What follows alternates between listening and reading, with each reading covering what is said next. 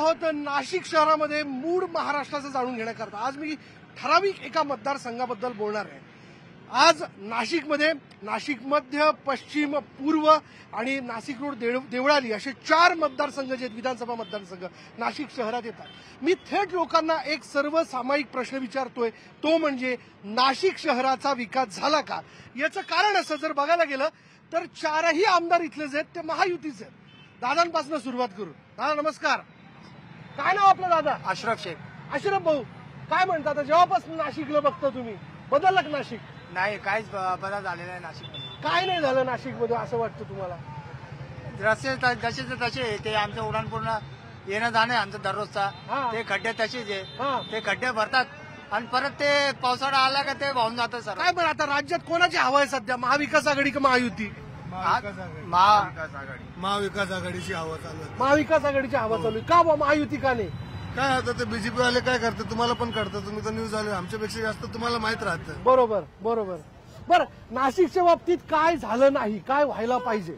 आता गुन्हेगारी तुम्हीच पाहणं किती वाढलेली, काय काय नाही। नाशिकची पब्लिक जी आहे ना, असं काय म्हणलं जातं, नाशिकचा आशिक, पुण्याचा शिकलेला, मुंबईचा नोकरी करणार, हे कॉम्बिनेशन खरं तर सगळ्यांना अपेक्षित असतं। त्यामुळे नाशिकच्या या लोकांना बोलायचं जर म्हटलं तर ते भरभरून बोलण्याचा प्रयत्न करतात। ताई, ओ ताई नमस्कार। हा, 1 मिनिट, काय नाव आपलं? 1 मिनिट बघा, असे बघा, काय नाव आपलं? कर्डक, ज्योती कर्डक। हा, ज्योती कर्डक। ज्योती ताई, ज्योती तर राहिलं कुठं? जेल रोडला। जेल रोड एरियाला का? हो, मी पण तिकडेच राहतो, जेल रोड एरियामध्ये। काय चाललं सध्या? काय नाही, हा, सध्या निवडणुकीचं वातावरण काय वाटतं तुम्हाला? काय अंदाज तुमचा? आता काय सांगता येणार नाही, सगळेच आघाडीवर आहे तर काय सांगणार आहे। सगळ्याच आघाडीवर आहे असं? सरकारने महिलांसाठी काही केलं? काहीच नाही केलं। काहीच नाही केलं, काय करू राहिले सरकार? हा, होय का? मग काहीतरी बायला बचत गट ते करायला पाहिजे। महिला बचत गटाचं काहीच नाही केलं? नाही. तुम्ही बचत गटासाठी काम केलं स्वतः? नाही नाही नाही, मी पेन्शन वाली बाई आहे। काय पेन्शन बसती? हा, राज्य सरकार काय काय पेन्शन बसती? बसली हा? काय 4-5 हजार, 6 हजार, 5,000 5,000 परवडतात त्याच्यात? नाही परवडत, महागाई त्याच्यात पुन्हा महागाई अवघड। काय करायला पाहिजे सरकारने? हा, नाही मावशी, थोडं लोक बोलायला लाजतात। हा, चला आणखीन काही लोकांशी बोलण्याचा प्रयत्न करू। हो काका नमस्कार, काय करायचं आता इलेक्शनचं? इलेक्शनचं तर मला असं वाटतं आपले मोदी साहेबच ठीक आहे बाबा। होय का? कारण दुसरं की कोण नाही? दुसरं आहे ठीक, पण आता जेवढं त्यांनी ह्या 2 इलेक्शन मध्ये केलं ना, हा. तेवढं अजून तुम्ही माझ्या काळात कधी काय बघितलं? तुम्हाला नेमकं त्यांचं आवडतं म्हणून मोदी पाहिजे? त्यांचं हेच आवडतं की बाबा त्यांनी बाया लोकांना पण मदत केलेली आहे, हा. आणि माणसांना पण। माझे तर किती वर्षापासून स्टेट बँकमध्ये खाता नाही उघडलं होतं, अजून हा, पैसे मागत होते, बरं। पण त्यांनी फ्री खोलून दिलं मला। नमस्कार, रामकृष्ण हरी। रामकृष्ण। काय म्हणायचं मग यंदा काय सध्या? पण मला सांगा, महिला म्हणून, एक नाशिककर म्हणून जेव्हा तुम्ही नाशिकमध्ये फिरता, नाशिक रोड पासून नाशिक जात असाल, सिडको जात असाल, ग्रामीण भागातील जात असाल, झाला का नाशिकचा विकास? अजून तर काही विकास झालेला नाही। काय नाही झालं असं वाटतं तुम्हाला? काय व्हायला पाहिजे होतं? रस्त्याचा प्रश्न सुटला नाही का? पाण्याचा प्रश्न सुटला नाही का? रस्त्यांचा प्रश्न सुटला, पाणी तर आहे, पाण्याचं काय नाही। पाणी आहे बुवा, आपल्याकडे तेवढे बरं आहे बुवा। हो काका. काका नमस्कार। नमस्कार काका। बोला। तुम्ही काका, मी विद्यार्थी। बरं. हा, काय नाव आपलं? संजय पवार। काय बोलायचं मग आता सध्या काय नाशिक बद्दल? बघा, आम्ही आता एक सर्वसामायिक प्रश्न विचारतोय, नाशिकचा विकास झाला का? झाला ना, काय काय झालं? भरपूर झाला, हा, भरपूर झाला। तुम्हाला काय दिसतंय बुवा? तुमच्या डोळ्याने जे दिसतंय ते सांगा ना. जे आज काही 10-12 वर्षात जे विकास झाला नाही, हा, तो आज झाला बा। ज्या हा. ठिकाणी काही रस्ते होते, खड्डे होते, हा, ते बुजवले गेलेले। बुजवले गेलेले। रोजंदारीने वाढली, रोजंदारी वाढली, मग रोजंदारी वाढायला पाहिजे बुवा असं। रोज जे मेन आहे ते वाढायला पाहिजेत ना। बरं, कामं झाली का नाशिकमध्ये? आता ते आपल्याला अनुभवच नाही, त्याच्यातला काही प्रश्न नाही का? नाही। आपलं रोज काम हा. करायचं, 2 वेळच्या भाकरीचं जुगाड 4 करायचं. वेळा जेवायचे, 2 वेळा काम 4 वेळा काम करायचं। 40 किलोमीटर रोज, 40 बस फिट अँड फाईन आहे काका, एकदम गोळी नाही मला, एकदम काय काय टाकाटाकी। टोकाटक। काय मग बुक्कीत विकास झाला का नाशिकचा? काय विकास झाला, पण असं व्हायला पाहिजे अजून। हं? आता बघू प्रगती काय होते ती। काय व्हायला पाहिजे नाशिकला? आता नंतर हा, पण आता सध्या परिस्थिती ठीक आहे, हा, याच्या पुढे बदलते आले पाहिजे। बदलते आले पाहिजे। मग आता सध्या नाशिकमध्ये एक सोडून 4 आमदार महायुतीचे आहेत. बरोबर. चारही आता तुम्ही संपूर्ण नाशिकभर फिरस्ती तुमची होत असेल. हो. झाले का रस्ते व्यवस्थित झाले का? शहर व्यवस्थित झालं का? नाही. आरोग्याचे विषय सुटले का? बरोबर. मेट्रोचं काम चालू होतं पण ते त्वरित आता थांबलेलं आहे नाशिकमध्ये. बर म्हणावं तसा परिसर सुधारणा नाही झाल्या. एकूण नाशिकमध्ये जर पाहिलं नाशिक शहर काय वाटतं? चारही आमदार जे आहेत ते महायुतीचे आहेत. मग यंदा बदल आहे, उलटापालट होईल की पुन्हा चारही आमदार लागून जातील? मी माझं मत सांगतो. हा मला कोणीच नको, एक गरीब नेता हवाय हा जो महायुतीत नसलेला आहे. आपला अपक्ष असला तरी चालेल. सरकार योजना काही आणतंय हम्म. पण आमच्या इथं असं आहे का दुष्काळी परिस्थिती आहे. हा. प्यायला पाणी नाही राहत 6 महिने. मणेगाव पाटोळे हे माझं गाव आहे. माझ्या गावामध्ये डिसेंबर महिना संपला का जुलै ऑगस्ट पर्यंत प्यायला पाणी नाही राहत. हा. मी जगदीश खताळे मुक्काम पोस्ट पाटोळे तालुका सिन्नर ह्या गावचा आहे आणि माझ्या गावामध्ये आमच्याच गावातले जे बॉडीवर लोक असतात ग्रामपंचायतचे ते टँकरनी पाणी आणतात आणि लोकांना वाटतात 800 रुपये टिपाडानी. सरकारचं हेच म्हणणं बुवा, गरिबांना पोरांना नोकऱ्या द्या. हा. मग एवढं शिक्षण देऊन काय त्यांचा फायदा झाला? बरोबर मग एवढं शिकून आता म्हणजे असे मजदुरी काम करतात ना. बरोबर बरोबर त्यांना नोकऱ्या द्या तुम्ही. बरोबर. मग हेच मागणे, दुसरं काय नाही. बरोबर. मंडळी, हे एका आईचं म्हणणं आहे. हे आईचं म्हणणं आपण जाणून घेतलं आणि अशाच सर्वसाधारण अपेक्षा ज्या आहेत त्या मतदारांच्या आहेत ज्या आपल्याला नाशिकमध्ये आल्यानंतर नाशिककर व्यक्त करताना दिसतात. बरोबर आहे. आणि या अपेक्षा जो कोणी पूर्ण करेल तो पुन्हा एकदा निवडून येईल, पुन्हा एकदा मतदार त्याला संधी देतील. तर मतदारांचं कामच ते. तुम्ही जो वायदा केलाय तो वायदा जर तुम्ही पूर्ण केलेला असेल तर तुम्हाला मतं मागण्याचा अधिकार आहे. चला, यानंतर मी जाणार आहे माझे व्हिडिओ जर्नलिस्ट संदीप पवार यांच्याबरोबर शोच्या चौकटी. जिथं असतील विरोधक, जिथं असतील सत्ताधारी, नेहमीप्रमाणे गोंधळ होईल, घोषणाबाजी होईल. पण अपेक्षित असते आज नाशिककरांकडनं की बाबा रे तुम्ही ते करू नका, विकासाच्या मुद्द्याला घेऊन चर्चा करा आणि त्यातनंच कळेल आपल्याला एकूणच मूड महाराष्ट्राचा. मंडळी, नाशिकच्या बाजारपेठेत आपण सर्वसामान्यांशी आपण गप्पा मारल्या. मी आलेलो आहे नाशिक मतदारसंघामध्ये. आता नाशिकमध्ये आज मी स्पेसिफिक एका मतदारसंघाला घेऊन चर्चा करणार नाही. संबंध नाशिक शहराचा विकास हा झालेला आहे का हा प्रश्न मी उपस्थित करणार आहे. याचं कारण असं आहे, इथे 3 भाजपचे, 1 राष्ट्रवादी घड्याळ आमदार आहे.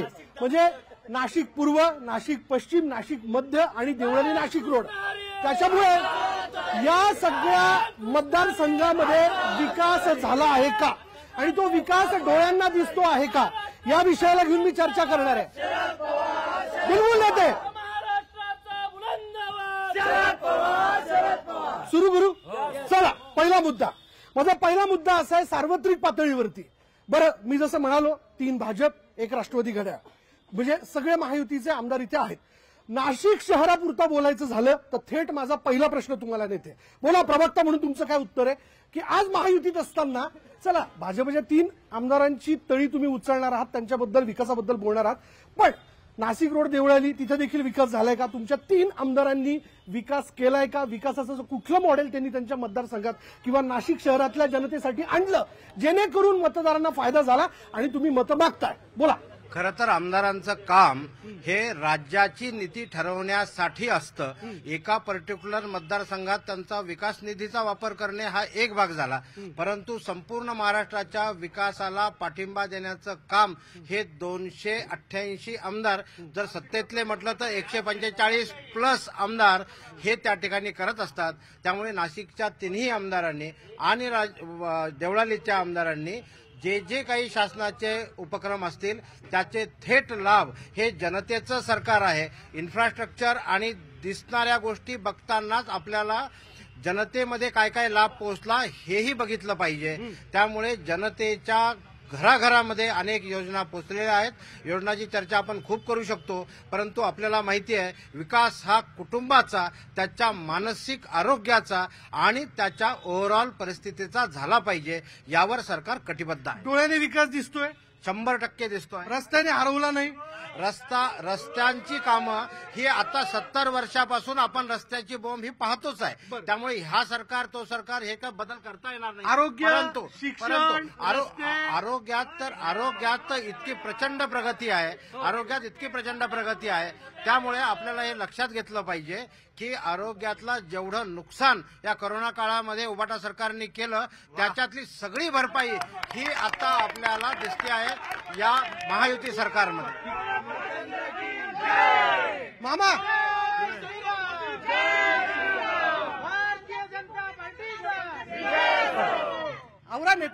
नेते बोलणार आहेत तुमचे, त्यांचा आवाज नाही जाणार तुमच्या घोषणाबाजीत. काय मामा? हा ओ ताई, एक मिनिट, येतो.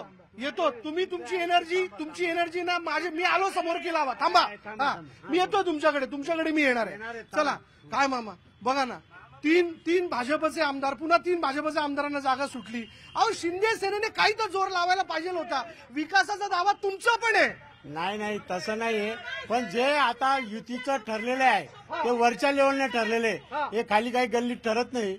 राज्यात आणि केंद्रात यांनी जे ठरवलंय त्या पद्धतीने आम्ही चालत असतो. अरे, तुमच्यासारख्या निष्ठावंतांनी काय करायचं? नाही भांडणं आम्ही आवश्यक तिथं मागत होतो, पण त्याचा अर्थ ते रेसमध्ये राहिलं पाहिजे. पण नाही दिलं तर पक्षाच्या आदेशानुसार आम्ही चालतो आणि काम करत राहतो. विकास झाला, विकास चांगल्याच पद्धतीने व्यवस्थित झालाय. चला, मी येतोय तुमच्याकडे पण येतोय. स्वराज पक्ष, हा बोला. त्यांनी म्हटलं विकासाचे दावे केलेले. त्यांनी म्हटलं मौखिक पातळीवरती लोकांचा आरोग्याच्या दृष्टिकोनातनं, मानसिक दृष्टिकोनातनं, आर्थिक दृष्टिकोनातनं योजना असतील, शिवाय शहरातलं इन्फ्रास्ट्रक्चर असेल, या सगळ्या पातळीवर विकास झाला. काय म्हणणं आहे, तुम्ही सहमत आहात का? मी पेशकरांचा मुद्दा खोडून काढू इच्छितो.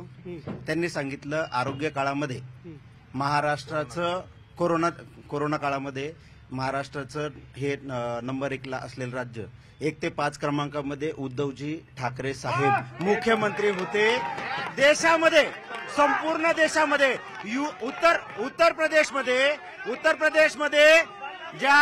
ज्या प्रेत होते ते नदीच्या कडेला प्रेत होते, तशी महाराष्ट्रात ही प्रेत नदीच्या कडेला झालेले नाही. त्यामुळे त्यांनी हे लक्षात ठेवावं की महाराष्ट्राचे त्यावेळेस असणारे मुख्यमंत्री, महाविकास आघाडीचे मुख्यमंत्री माननीय उद्धवजी ठाकरे हे 1 ते 5 क्रमांकावर. नाशिक बद्दल बोलू. पक्के रस्ते बरं, नाशिक बद्दल पक्के रस्ते झाले नाही झाले. आरोग्य व्यवस्था नाही झाली. शिक्षणाची व्यवस्था नाही झाली. तुम्ही म्हणता. चला, ताई बोला. योजनेत एक मिनिट, योजना कधी राबवण्यात आली? जेव्हा लोकसभेचे आमचे निवडणुकीचे निकाल आले तेव्हा यांनी 1500ची योजना फक्त महिलांना खरेदी करण्यासाठी केली. आणि दुसरे तेलाचे भाव वाढले आणि कोरोना काळात फक्त उद्धव बाळासाहेब ठाकरेचे कार्यकर्त्यापासून सगळेच बाहेर रस्त्यावर होते आणि हे भाजपचे नेते सगळे फॉर्म हाऊसवर जाऊन बसलेले होते. कोरोना काळामध्ये भारतीय जनता पक्षाचे सगळेचे सगळे पदाधिकारी, आमदार, खासदार घरी बसलेले होते. त्यावेळेस शिवसेना रस्त्यावर उतरली. 2300 रक्ताच्या बाटल्या आमच्या सिडकोच्या सुधागड मजुरांनी जमा केल्या. स्वतःच असं कोरोना सेंटर सिडकोमध्ये काढलं, लोकांना मरणापासून वाचवलं. यांनी मृतदेह गंगेमध्ये वाहत होते. महाराष्ट्रात एकही मृतदेह गंगेमध्ये वाहत नव्हता. कोरोना कालावधी सोडून नाशिकच्या विकासावर बोला. नेते, कॉम्रेड, बोला. नाशिकमध्ये एक सुद्धा नवीन उद्योग हे 5 वर्षात आणू शकले नाही. दत्तक नाशिक घेऊन एक रोजगार आणलेला नाही. सर्व या ठिकाणी नाशिकला येणारे उद्योग इथून पळवून नेले. शाळांचं खासगीकरण केले, शाळा बंद पाडल्यात. यांनी कोरोना काळामध्येही काही केलं नाही. 5 वर्षामध्ये एक उद्योग आणला नाही. धर्माच्या नावावरती दंगल करण्याचा प्रयत्न केलेला आहे आणि नाशिकचा विकास दत्तक पुत्र घेऊन सांगितलं. नाशिकला बकास करून नाशिकचे उद्योग पळवण्याचं काम पाप यांनी केलेले. शेतकऱ्यांचं नुकसान केलं, कामगारांचं नुकसान केलं. एकही नवीन रोजगार या ठिकाणी आणलेला नाही. ही गोष्ट सांगायची. बोला. यांनी जे विकासाचे दावे केले ते तुम्हाला पटतात का? मुंबई, पुणे, नाशिक हा जो ट्रायंगल मानला जातो, त्यामध्ये जर मुंबईचा विकास होत असेल, पुण्याचा विकास होत असेल, नाशिक हे सर्वात महत्वपूर्ण शहर असून प्रभू श्रीरामांच्या पदस्पर्शाने पावन झालेली ही भूमी, हनुमंतरायांचा जन्म इथे झालेली अशी ही भूमी. या भूमीमध्ये आपण महाविकास आघाडीची पण भूमिका पाहिली, महायुतीची पण भूमिका पाहिली. यांनी एकमेकामध्ये हे कसे वाईट आहे हे आतापर्यंत सांगितलं. 350 वर्षापूर्वी जसं छत्रपतींनी स्वराज्य घडवलं, पुन्हा एकदा परिवर्तनाचं वारं वाहत आहे. पुन्हा एकदा त्यांचेच वंशज परिवर्तन महाशक्ती घेऊन पुढे आलेले आहे. निश्चितपणाने आतापर्यंत कुठे होते त्याचंही उत्तर मी तुम्हाला सांगतो. तुमची ऐकण्याची ताकद असेल तर पुढचं बोलू नका. बोलण्याची ताकद आमच्याच पण आहे. एक गोष्ट यांनी लक्षात घेतली पाहिजे. हे म्हणता आम्ही काय केलं? केंद्रात कोविडमध्ये यांचं सरकार होतं, राज्यात महाविकास आघाडीचं सरकार होतं. नाशिकच्या विकासावर बोला. नाशिकमध्ये 3,000 पेक्षा जास्त कंपन्या आहे इथेच नाशिकमध्ये. त्या कंपन्यांमध्ये किती रोजगार मिळाला आमच्या लोकांना याच्यावरती यांनी बघितलं पाहिजे. एकही रोजगार आमच्या पोरांना नवीन निर्मित झाला नाही, एकही मोठी काम आलं नाही. आरोग्य व्यवस्था काल परवाचाच विषय तुमच्याच चॅनलने दाखवलं, न्यूज 18 लोकमतच्या माध्यमातून. बाळ जन्माला आलं, आधी मुलगी का मुलगा हे यांच्या आरोग्य व्यवस्थेला सांगता येत नाही. अशी आरोग्य व्यवस्था चालवता येईल. अहो रस्ते काय, खड्ड्यांमध्ये रस्ते का रस्त्यात खड्डे, हे कळायला महाग झालेलं. माझा पहिला मुद्दा शहरातले रस्ते. शहरातले रस्ते 5ही मतदारसंघ शहरातले रस्ते व्यवस्थित झाले का? ही जर कनेक्टिव्हिटी पक्की असेल तर प्रवास वेगवान होतो, दळणवळण व्यवस्थित होतो आणि व्यापार देखील वाढतं. हे तेवढंच खरं. त्यामुळे कुठलंही शहर हे विकसनशील आहे असं म्हणत असताना आतली कनेक्टिव्हिटी किती पक्की आहे आणि बिन खड्ड्याची आहे हा देखील महत्वाचा मुद्दा आहे. बोला नेते, रस्त्यांबद्दल तुमच्यापैकी कोणी बोलणार? बोला नेते, रस्ते व्यवस्थित तुमच्या नाशिक शहरात झालेत का? रस्त्यांबद्दलची नाराजी ही काही पर्टिक्युलर टप्प्यामध्ये पॉकेटमध्ये आहे हे नक्की जरी असलं तरीही त्यावरचे उपाय लक्षात घेतले पाहिजेत. सगळ्यात महत्वाचा विषय म्हणजे मी जे सांगतो की हे सरकार गरीब कल्याणाचं आहे. सगळ्या दलित वस्त्यातले 100% कॉन्क्रिटीकरण करणारं हे अशा प्रकारचं हे झालेलं आहे. आणि झालेलं असलेलं ह्या आमदार निधीतून काय झालंय तर दलित वस्त्यांचं कॉन्क्रिटीकरण केलेलं आहे. ज्या ठिकाणी 70 वर्षात हे रस्ते देऊ शकले नाही त्या ठिकाणी आमच्या आमदारांनी रस्ते दिलेले आहेत. त्यामुळे यांना हे सगळे श्रीमंतांच्या पार्ट्या आहेत, कारखानदारांच्या पार्ट्या आहेत. साखर कारखानदार पवार साहेबांच्या म्हणजे काय म्हणतात त्याला पोचलेले जे आहेत त्यांच्या पिलावळीचे हे सगळं आरोप आहे. किती निधी रस्त्याच्या विकासासाठी एकूण सगळं तुमच्या आमदारांनी आणला? साधारणतः 50 कोटीपेक्षा जास्त निधी हा दलित वस्ती सुधारमध्ये गेलेला आहे या सगळ्या ठिकाणी. आणि याच्या आधारावर सर्वांना तिथलं आयुष्य सुकर झालं पाहिजे हा त्यातला उद्देश आहे. त्याचबरोबर स्मार्ट सिटीची कामं चालू आहेत, परंतु आपलं घर आवरायला काढल्यानंतर सुद्धा जसा त्रास होतो तेवढा त्रास आता सहन करणं आवश्यक आहे. बोलू रस्ते येतो. अहो 2014 मध्ये तुम्ही जर म्हणत असाल तर मी आज एक घोषणा करतो. नागपूर दत्तक घेण्यासाठी गडकरी साहेब सक्षम आहेत, पण हे नाशिक मी दत्तक घ्यायला तयार आहे. अरे ही घोषणा कुठे गेली? कुठे गेले रस्ते? कुठे गेली स्मार्ट सिटी? कसले रस्ते? स्मार्ट सिटी मध्ये हा रस्ता आहे, कुठे गेला रस्ता? कुठे गेला स्मार्ट सिटीचं लाईट? कुठे गेले कॅमेरे?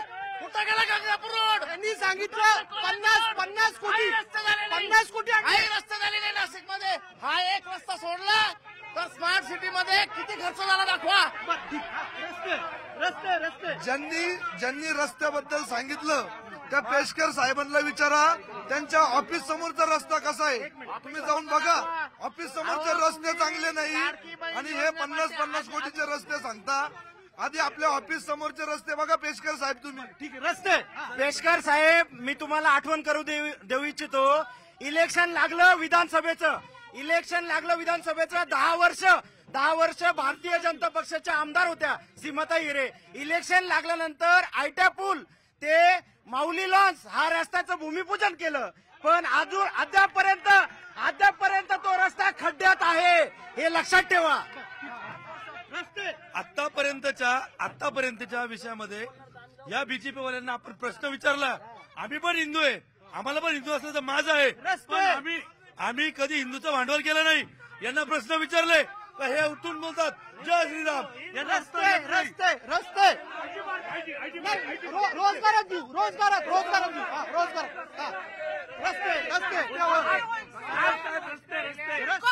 सिडको फ्री होल्ड फक्त इलेक्शनच्या वेळेस मंजूर केलं. आज फ्री होल्ड केव्हा करतात? सिडकोच्या बिल्डिंगी पडायला आलेल्या आहेत, एक मजल्यावरून विटा बाहेर येत आहेत आणि यांना आता जाग आली. सिडकोचं ऑफिस कोणी हलवलं?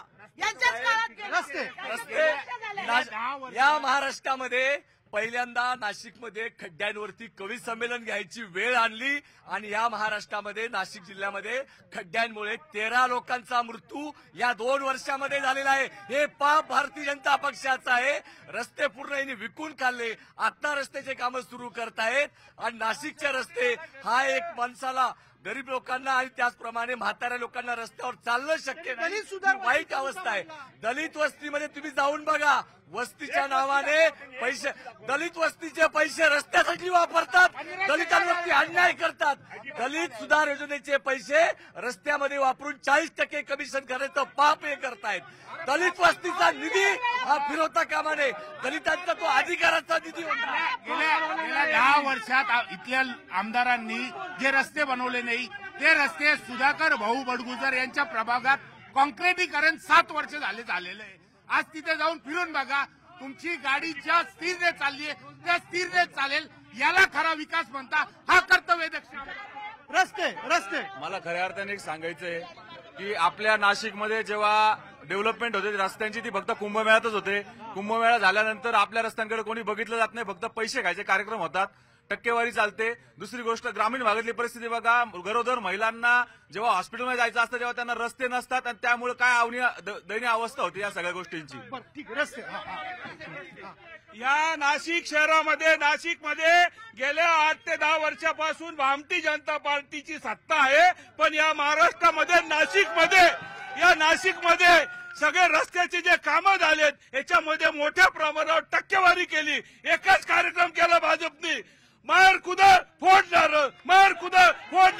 याच्या पलीकडे काही केलं नाही. अजिबात केलं नाही काही. महत्वाचा मुद्दा आहे रोजगार आणि नोकरी. नाशिकमध्ये मोठाले उद्योग होते. रस्ते गेले 40 वर्षापासून उद्योग पोटाला खायला येतो रस्ते. मला प्रत्येकाला चान्स दिला, काँग्रेसला चान्स दिला, मनसेला चान्स दिला, भाजपला चान्स दिला. प्रत्येकाच्या काळात त्यानं तेच रस्ते, आजही तेच रस्ते, तेव्हा पण तेच रस्ते होते. हे नाही की सांगू की ना काँग्रेसच्या काळात वेगळे होते का, मनसेच्या काळात वेगळे होते का, बीजेपीच्या काळात. मामा, तुमच्याकडे बाजारपेठेत लोक आरोप करतात की डांबराचा वास यायला लागला ना म्हणे, किंवा सिमेंट पडायला लागलं की असं समजायचं इलेक्शन आलं. खरं आहे का? एक महत्वाचा विषय असा आहे, पहिले ताईने ते सिडकोचा विषय काढला, तो क्लिअर करतो मी. सिडकोच्या बाबतीत बोलायचं झालं तर सिडको 77 साली स्थापन झालेलं आहे आणि सिडकोच्या विकासाच्या बाबतीत अंतुलेच्या काळात AR अंतुले मुख्यमंत्री होते आणि सिडकोची अवस्था तेव्हा राखेत ते बिल्डिंगा बांधल्या गेल्या आहेत, सिमेंट मिक्स राखेत म्हणून त्या अंतुलेच्या काळात हे सिडको झालेलं आहे आणि आताच्या मुख्यमंत्र्यांनी ते फ्री होल्ड केले. म्हणजे अनेक वेळा मोर्चा आंदोलन झाले. पूर्वी काँग्रेसची सत्ता होती, काँग्रेसची सत्ता असताना कुणीही केलं नाही. ते संजय शिरसाट, याच्यात तुम्ही ऐका, या 10 ऑक्टोबरला शासनाने GR काढला आणि 10 ऑक्टोबरला तो GR काढून 11 ऑक्टोबरला नगर रचना विकासने GR बाहेर पाडला आणि त्याचा आदेश निघालाय आणि त्या आदेशाने आता प्रत्येकाला स्वातंत्र्य मिळणार आहे. सिडको हे स्वतंत्र होणार आहे. प्रत्येकाला ते गेल्या अनेक वर्षापासून तो प्रश्न होता, तो सिडकोचा प्रश्न सुटणार आहे. पक्के रस्ते हुकुमशाही केली 70 वर्षाच्या काँग्रेसने किंवा राष्ट्रवादीने हुकुमशाही केली, त्यावेळेस त्यांनी काय काय केले त्याच्या आधी हिशोब सांगावे, नंतर 10 वर्षाचे हिशोब मागावे. आता सध्या तुमची लोक आमदार आहे. आमचे लोक आमदार आहे, आम्ही करतोय कामं. हा रस्ता सोडून कशाला म्हणता? रस्त्याचे कामं स्मार्ट सिटी होते. आमची पूर्ण नाशिकची स्मार्ट सिटी होते. वेगवेगळ्या ठिकाणी स्मार्ट सिटीचं काम चालू आहे आमच्या इथे. होत आहे, पक्के रस्ते झाले. स्मार्ट सिटी अंतर्गत आतापर्यंत हजारो कोटींचे रस्त्यांची कामं झालेली आहेत. त्याचबरोबर काँक्रीटचा रस्ता, समोरचाच रस्ता 18 कोटीचा रस्ता हा पूर्ण झालेला आहे. त्यामुळे यांच्या पायाखालची वाळू घसरलेली आहे. सर्व कामं, विकास कामं असतील, शासकीय योजना असतील, सर्व पूर्ण करण्याचं काम या 10 वर्षात मोदी सरकारने. खरं तर रस्त्यांच्या बाबतीत झाले ना, पूर्वीचे एकदम भ्रष्टाचारी सरकार होतं, रस्ते भ्रष्टाचारी. आताच्या सरकारने एकदम काँग्रेसचे लॉंग लाईफ, म्हणजे तुम्हाला मेंटेनन्स सुद्धा लागणार नाही अशा पद्धतीने रस्ते तयार, पक्के रस्ते झाले, पक्के रस्ते कॉन्क्रीटवाले रस्ते, कॉन्क्रीटवाले खड्डे नाही, खड्डे ते म्हणतात. हा येतो, मला ताईंबद्दल बोलायचं. देवांगताई, तुमच्यासाठी बोलायचंय. 5 वर्ष लोकांनी 2017ला तुम्हाला नगरसेविका बनवलं, बरोबर. 2017 नंतर 5 वर्षामध्ये तुम्ही प्रभागामध्ये प्रभाग 29 मध्ये किती वेळा फिरल्या? त्या प्रभागामध्ये तुम्ही छत्रपती शिवाजी उद्यान, 1 मिनिट, छत्रपती शिवाजी उद्यान बनवलं. 35 कोटी रुपये मंजूर केले. त्यातले 18 कोटी रुपये मंजूर झाले. त्या 18 कोटी रुपयातून किती रुपये तुम्ही त्या उद्यानासाठी खर्च केले हे तुम्ही सांगा. आणि तुमच्या प्रभागातले रस्त्याची परिस्थिती सांगा. त्यांनी संबंध नाशिक शहराबद्दल रस्ते पक्के रस्ते नाहीये, कॉन्क्रीट वाले नाही, खड्डेमुक्त रस्ते नाही. सीमाताई हिरेनवर यांच्याच नगरसेवकांनी 13 नगरसेवकांनी असे आरोप केले की यांनी प्रचंड असा भ्रष्टाचार केलेला आहे, यांना तिकीट देऊ नका असे सांगणारे भाजपचे नगरसेवक आज त्यांची बाजू मांडतायत. हे एकदम चुकीचं आहे. भ्रष्टाचारी आमदारांना यांनीच तिकीट दिलं. या आमदारांना पाडण्यासाठी यांनी सांगितलं. 13 नगरसेवकांनी सह्या केलेल्या आहेत. यांना भारतीय जनता पक्षाचे नगरसेवक पाडणार आहेत. नाशिकमध्ये 250 स्क्वेअर किलोमीटरचे रस्ते आहेत. गेल्या 10 वर्षामध्ये भाजपच्या सगळ्या आमदारांनी नाशिक महानगरपालिकेचे 1600 कोटी रुपये वाया घालवलेले आहेत. मला त्यांना आव्हान करायचं की 5 किलोमीटरचा बिना खड्डा असलेला एखादा रस्ता दाखवून द्या. तुम्ही 1600 कोटी रुपये खर्च केले 250 किलोमीटरच्या रस्त्याला 10 वर्षामध्ये. पूर्णपणे 40% हे कमिशन घेतात आणि त्यांचेच आमदार पडावे म्हणून त्यांनी आता डेलिगेशन नेले सगळ्यांनी. त्याच्यामुळे रस्त्यांमध्ये मोठा मलिदा खाल्लेला आहे यांच्या सगळ्या नगरसेवक आमदार. नाईलाजाने त्यांना सीमाताईंचा प्रचार करावा लागतो. नाईलाजाने करावा लागतो. रस्त्यांचा विषय सगळ्यात महत्वाचा. आता नळावरचे भांडणं करू नका, ऐकून घ्या. हा समृद्धी महामार्ग आपल्या नाशिक जिल्ह्यातून गेला, सगळ्यांनी मान्य केलं पाहिजे. ठीक आहे, खूप मोठे मोठे स्वप्न दाखवले, सगळा महाराष्ट्र जोडला जाईल, लोक मोठे होतील. आमच्या शेतकऱ्यांना जमिनी यांनी ठेवल्या नाही, यांनाच गट माहिती होते, यांनीच जमिनी आधी खरेदी केल्या, यांच्याच लोकांनी विकत घेतल्या, आमच्या शेतकऱ्यांचं पार वाटोळं केलं. शेजारच्या जमिनी आहे तिथं 18 फुटाच्या 10 फुटाचे वॉल कंपाऊंड टाकलं. तो शेतकऱ्यांना आमच्या रस्ताही वापरता येत नाही, जाताही येत नाही. स्वतःच्या शेतात जायला आमच्या शेतकऱ्यांची वाट यांनी लावून ठेवली आणि हे रस्त्याच्या गोष्टी सांगतायत. रस्त्याने मी सर्वसामान्य नाशिककर म्हणून बोलेल. ह्या दोघांना एवढं सांगणं, हिंदू पोटाला जात आणि धर्म नसते, हे फक्त देवाचं आणि धर्माचं राजकारण करून राहिले. नाशिकची जनता हुशार आहे, कोणाला घरी वाचवायचं आणि कोणाला निवडायचं आम्ही ठरवलेले. आणि राहिला विषय यांचा की हे पोटाला फक्त लोकांना वेड्यात काढायचे धंदे चालले आहे भाजपवाल्यांचे. वेड्यात काढता फक्त हिंदू मुसलमान आणि पोटाला नाही. मशाल बिशाल काही नाही. ऐका 1 मिनिट, मी सामान्य नागरिक म्हणून बोलतोय. सामान्य मशाला देणार आहे, तुम्ही काळजी नका करू. मला संपवायचा मुद्दा रस्त्यांचा तुम्ही जो विषय काढलाय ना, तुम्ही बाहेर जाऊन जर बघितलं, हा रस्ता सिटी स्मार्ट सिटी अंतर्गत रस्ता बांधलेला आहे. आणि मग तुम्ही मला म्हटले ना 5 किलोमीटर खड्डापर्यंत दाखवा. तुम्ही माझ्या पोटाला हाताला धरा, मी तुम्हाला 10 किलोमीटर पूर्ण घेऊन जायचा कॅमेरा. हो, लगेच घेऊन जाऊ शकतो, लगेच तपासू शकतो, लगेच. पेशकार त्यांनी असा एक आरोप केला, नाईलाजाने तुम्हाला सीमाताई हिरेंचा प्रचार करावा लागतोय. खरं आहे का? निवडणुकीमध्ये इच्छुक असणं हे मी अनेक वेळा सांगितलंय. तिकीट जाहीर व्हायच्या आधी सुद्धा की जिवंतपणाचं लक्षण आहे, हे पक्षाच्या जिवंतपणाचं लक्षण आहे. आमच्याकडे एवढे इच्छुक होते याचं कारणच हे आहे की जनतेच्या मनातली पार्टी आहे, जनतेला महायुतीचं सरकार पाहिजे. त्यामुळे सत्ताधारी पक्षाचा आमदार होण्यासाठी अनेक इच्छुक असणं वाईट नाही, परंतु सर्वच्या सर्व इच्छुक हे पार्टीचं काम करतायत.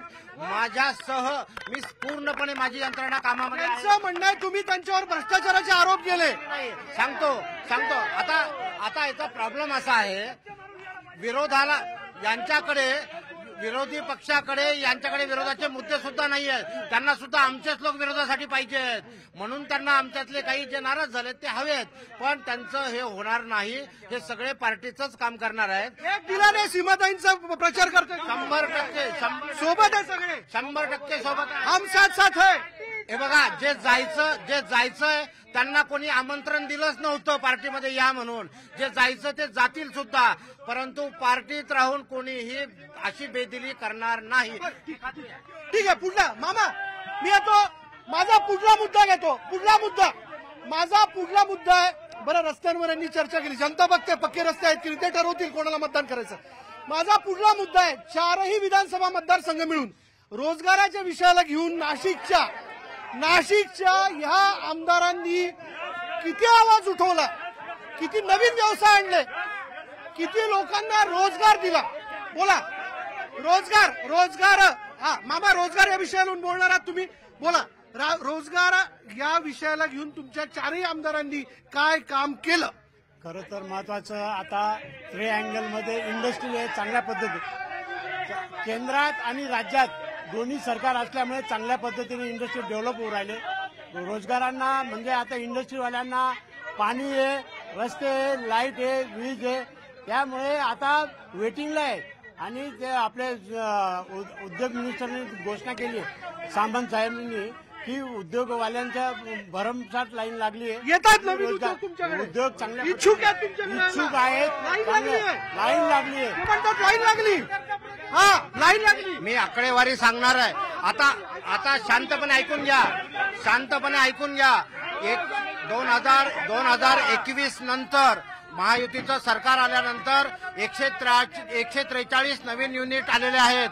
7,000 कोटीची इन्व्हेस्टमेंट झालेली आहे. मी नावं सांगतो, यामध्ये रिलायन्स लाईफ सायन्स सारखा मोठा उद्योग आलेला आहे. यामध्ये एचएल मधलं एक्सपान्शन जे झालंय, जे काँग्रेसने बदनामी केली, ज्या काँग्रेसने एचएलची बदनामी केली, त्याचं पुनरुज्जीवन करण्याचं काम मोदीजींनी केलं.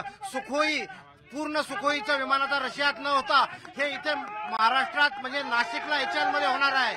आणि एचएलमध्ये आता तेजसचं मॅन्युफॅक्चरिंग सुरू झालेलं आहे. तेजसचं मॅन्युफॅक्चरिंग सुरू असताना आता 30,000 लोकांना रोजगार यातून मिळणार आहे. 6,000 कोटीचं जेट इंजिनचा प्रोजेक्ट या ठिकाणी आलेला आहे. 30,000चं रोजगाराचं काम आता नवीन एचएलमध्ये आता होत आहे. त्याचबरोबर टीडीकेचं एक्सपान्शन, एबीबीचं एक्सपान्शन, याबरोबर 143 युनिट. आता 1 मिनिट, एमआयडीसी मधलं एक्सपान्शन सांगतो. एबीबीचं एक्सपान्शन दिंडोरी सारख्या ठिकाणी, अकराळीमध्ये नवीन 300 हेक्टरची एमआयडीसी, राजूर बवल्याची 250 हेक्टरची एमआयडीसी, मापारवाडीची 450 हेक्टरची एमआयडीसी, या सगळ्या ठिकाणचे प्लॉट्स अवेलेबल आहेत. यांना मला आव्हान आहे की यांनी सगळ्यांनी उद्योग टाकून दाखवावा. हे कम्युनिस्ट पक्षाचे लोक उद्योग बंद करायला निघतात, युनियन कोणाच्या सांगाव्या, यांनी युनियन बंद करण्याचं काम करतात आणि आम्हाला सांगता उद्योग आले नाही म्हणून. आम्ही त्यांच्या विरोधात लढतो, उद्योग चालू ठेवतो. आम्ही उद्योग आणणारे, रोजगार देणारे लोक आहोत. हे काँग्रेसवाले आणि कम्युनिस्टवाले, हे जे वेळा हातोडावाले त्यांना जॉईन झालेले आहेत. आता इतक्या दिवस बरं होतं, वेगळे होते, पण आता त्यांना जॉईन झाले आणि त्यांनी आता उत्तर द्यायचं. उद्योग कोण बंद पाडतोय? कम्युनिस्ट पार्टीचे लोक बंद पाडतात. सीटू युनियन आहे आणि ते बंद. नाशिकमध्ये कोणाला विचारा, सगळ्यात जास्त कंपन्या बंद कोणी पाडल्या? ह्या सीटूनी बंद पाडल्या. उद्योग रोजगार बघा, वेदांत यांनी गुजरातला घालवला, फॉक्सन घालवला. नाशिक बद्दल बोला. अहो, नाशिक महाराष्ट्रात नाहीये का? नाशिक पण महाराष्ट्रातच आहे ना. आणि नाशिक ऐका, नाशिकची सर्व जनता पुण्याला जाते, मुंबईला जाते, तर नाशिकचे कुठले बघा, महाराष्ट्रामध्ये जो रोजगार आहे तो महाराष्ट्रात कुठेही आला तरी त्याचं स्वागत आहे. यांनी सगळा गुजरातला नेऊन घातला. नांदरचं हे काका नांदरचं बोलतात. एक मिनिट ऐका ना, वेदांत गेला, फॉक्सॉन गेला, किती प्रकल्प गेले साहेब. काय खोटं बोलतात? मी खोटं बोलत असं उद्योग रोजगार आम्ही उद्योगातले लोक आहेत, आम्हाला माहिती आहे. इथं महिंद्रा कंपनी सोडली, मदर इंडस्ट्री कोणतीच नाही. आणि इथले उद्योग का गेले ते सीआयटीव्ही वाल्यांनी सांगितले, का बंद पाडलेत ते त्यांनी उत्तर द्यायचे. आणि पेशकर साहेबांना प्रश्न आहे माझा की जे मोदी साहेबांनी डिफेन्ससाठी काही आणलेले ना, त्याच्याबद्दल माहिती त्यांच्याकडून मला पाहिजे. दिली ना, पूर्ण माहिती. तुम्ही आरडाओरड करत होता, ऐकू मी काय म्हणतो, कोकणातल्या येणाऱ्या प्रकल्पांना विरोध कोणी केलेला आहे ते शिवसेनेने सांगावं. रोजगार उद्योग या महाराष्ट्रामध्ये वार्षिक, या देशामध्ये महाराष्ट्राचं जे उत्पन्न द्यायचं होतं कॉन्ट्रीब्युशन फॅक्टर, तो 15.5% होता. आताच्या काळामध्ये महाराष्ट्राचा जो कॉन्ट्रीब्युशन फॅक्टर आहे या देशामध्ये तो 9-10% आलेला आहे. याच्यावरून एक लक्षात येतं की महाराष्ट्रामध्ये जे काही उत्पन्न परदेशी महाराष्ट्रामध्ये जे काही उत्पन्न तयार होत होतं, या काळामध्ये उत्पन्न देखील आता कमी व्हायला लागलं. दुसरी गोष्ट, जे आपले जे एम्प्लॉयमेंट ऑफिसेस आहे, काय काम करतात एम्प्लॉयमेंट ऑफिसेस? काहीच करत नाहीयेत. आणि त्यामुळे इथले रोजगार संपलेले आहेत. त्याच्यामुळे लोक बिंगो आणि ड्रग्सकडे लागलेले आहेत. आपलं तरुण ही सगळी रोजगार नसल्यामुळे बक्कल झालेली आहे. हा सगळा महत्वाचा मुद्दा आहे. रोजगार नसल्यामुळे ही तरुणाई डायव्हर्ट झाली नशेमध्ये. एकच मिनिट भाजपवाल्यांनी पण ऐकून घ्या आणि महाविकास आघाडीवाल्यांनी पण ऐकून घ्या. मला एक सांगा, उद्योग आले, मला हे 100% मान्य, पण कशाचे आले? छोटी बाबी आणि मोठी बाबी. कोणत्या आल्या? त्या ड्रग्सच्या कंपन्या आल्या. कोणत्या आल्या? त्या ड्रग्सच्या कंपन्या आल्या. आणि त्याच्यात या बाजूला पण आता जे शिवसेनेचे झेंडे घेतलेले यांचे देखील मंत्री आता शिंदे गटात जरी गेले असेल, छोटी बाबी आणि मोठी बाबी, त्या कोणत्या यांनाच विचारा, त्यांना विचारा तुम्ही. आम्हाला फक्त एवढंच माहिती आहे का इथं एक छोटी बाबी आणि मोठी बाबी आहे. महाविकास आघाडी महायुतीला विचारा, महाविकास आघाडी दोघांना विचारा. छोटी बाबी मोठी बाबी. बर आरोप होतोय तुमच्यावरती, सिटूवरती आरोप होतोय. तुम्ही उद्योग बंद पाडले म्हणजे लोक उद्योजक इथं उद्योग उघडायला, उद्योग सुरू करायला घाबरतायत. खरंय का? हे धडधडीतपणे खोटं आहे. आज आम्ही तुम्हाला सांगतो, हजारो कोटी रुपयाचे बोनस दिवाळीच्या आजप्रमाणे आम्ही करार करून दिलेले. त्याचबरोबर आज नाशिकमध्ये ज्या लोकांची संघटना, आमची संघटना ज्या फॅक्टरीमध्ये आहे, अशा आम्ही 10 उद्योजक तुम्हाला दाखवतो. टीडीके सारखी कंपनी असेल, याची कंपनी असेल, अशा सॅमसोनाइट सारखी कंपनी असेल, या कंपन्यांची ग्रोथ झालेली आहे आणि एकेका कंपनीचे 3-3 युनिट झालेले. पण यांनी काही नवीन उद्योग यांना आणायची यांची क्षमता नसल्यामुळे आम्ही उद्योग बंद नाही पडले. आमच्या बरोबर जे उद्योजक आहेत त्यांची प्रगती झालेली आहे. 100% प्रगती झालेली आहे. आम्ही कामगारांसाठी आजही लढतो आहोत आणि योग्य आम्ही छोटा भांडवलदार टिकेल याची सुद्धा काळजी आम्ही घेतोय. माझं भारतीय जनता पक्षाला चॅलेंज आहे. त्यांनी एक उद्योग कम्युनिस्ट पक्षामुळे, आयटकमुळे, सिटूमुळे बंद झाला, एक कंपनी बंद केली, त्यांनी नाव घेऊन सांगावं. एक खोटं बोलतात. यांचे सर्व कॉन्ट्रॅक्टर आहेत. हे कॉन्ट्रॅक्टर त्या ठिकाणी आहेत. जे भूखंड रिकामे झाले ते विकण्याचं पाप यांचे लोक दलाल करतायत. एमआयडीसी विकून खाण्याचं पाप भारतीय जनता पक्ष करते. इथं उद्योग कोणता आला तर ड्रग्स आणले आणि ड्रग्सचा सर्व व्यापार सुरू केलेला आहे. या ठिकाणी ज्या कंपन्या येणार होत्या त्या कंपन्या सर्व गुजरातला रवाना केला. छोटी बाबी मोठी बाबी काय? छोटी बाबी मोठी बाबी काय आहे? छोटी बाबी मोठी बाबी तुम्ही विचारत होता ना, उद्योग म्हणजे काय? तर यांनी ड्रग्स एमडीचे कंपन्या आणले आणि आमची जी पिढी आहे त्यांना यांनी एमडीचा कारोबार दिला, यांना नशीब शिल्लक लावली. हा विकास नाशिकमध्ये, मध्य नाशिकमध्ये खास झालेला आहे. नाशिक मधला आयटी पार्कची जी जागा होती ती भारतीय जनता पक्षाच्या लोकांनी विकून टाकली. हे प्लॉट यांनी सगळ्यांनी विकून टाकले. दुसरी गोष्ट, नाशिक मधले, महाराष्ट्रातले सर्व उद्योग गुजरातला नेल्यामुळे आज आपल्याला बेरोजगारीचा सामना करावा लागत आहे. भाजपवाल्यांनी जो रोजगाराचा मुद्दा सांगितलेला आहे, भाजपनी जो आयटी पार्कचं जे पालकमंत्री होते गिरीश महाजन व नाशिक पूर्वचे जे आमदार होते, या सर्वांनी 3 वर्षापूर्वी आयटी पार्कचं आडगावला उद्घाटन केलं होतं. 3 वर्षात त्यांना साधी एक विटही ठेवता आली नाही आणि हे म्हणतात का रोजगार दिले, रस्ते दिले. यांचा रोजगार आणि सर्व जे काय आहे ते फक्त कागदापुरतं आहे आणि कॉन्ट्रॅक्टरांसाठी आहे. सर्वसामान्य जनतेसाठी भाजप सरकारने काही देखील केलेलं नाही. उद्घाटन केलेलं आहे 3 वर्षापूर्वी केलं तरी सुद्धा अजून यांनी काही झालेलं नाही. आयटी पार्कच्या प्रश्नासाठी तयार, उत्तरासाठी तयार. भारतीय जनता पक्षाचे या नाशिक शहरामध्ये 3 आमदार आहेत. या 3 आमदारांनी मिळून नाशिक शहरामध्ये इतका रोजगार उपलब्ध करून दिला की यांनी ड्रग्सची कंपनी नाशिकमध्ये आणली. नाशिकच्या ग्रामीण भागामध्ये खूप मोठा ड्रग्सचा साठा निर्माण केला.